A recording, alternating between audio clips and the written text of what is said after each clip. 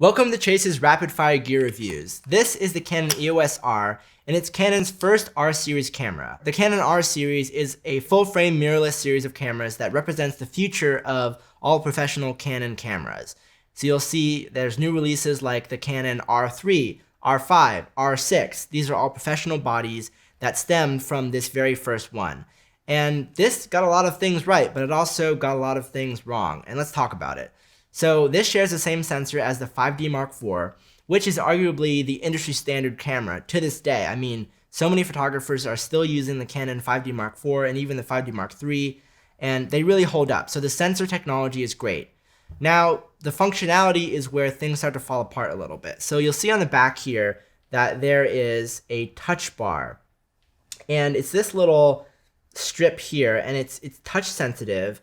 And it never really works right. The point of it was as a customizable dial where you could change ISO or anything like that, but it always got in the way because you'd accidentally brush it. So most people just locked it off, and they put this here in place of a joystick, like they put a joystick on the new R5 here, and you can see that there's this little joystick and you can move your focusing point around, and it's just a much better system than the touch bar. And that really makes a difference when you're shooting. So just for functionality alone, I wouldn't recommend this camera because your thumb just rests here and you actuate it accidentally. So that's why people turn it off. Of course, since it's a mirrorless camera, it has an EVF. So when you look through it, you're seeing an electronic display instead of what the lens actually sees. And it's nice for things like judging your exposure, but I don't think it's as high resolution as some of the newer EVFs, just something to keep in mind. The other thing is it only has one card slot.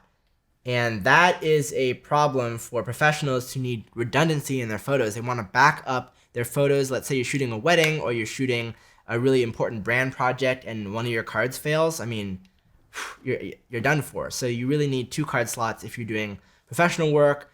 But honestly, it's not a huge deal because SD cards don't fail that often, but it's just something to keep in mind. And the other issue is the video performance. I mean, it does great video, but it doesn't have specs that match up with Sony cameras and even with the newer Nikon cameras. But it's a great camera if you're really not doing a lot of video. And I would recommend it if you're on a budget. Definitely recommend it above the RP because this has some extra megapixels, which is nice. So overall, I would say it's like, I don't know, 6 out of 10. It's not like there's one huge glaring fault. It's just a bunch of little things that get in the way of usability.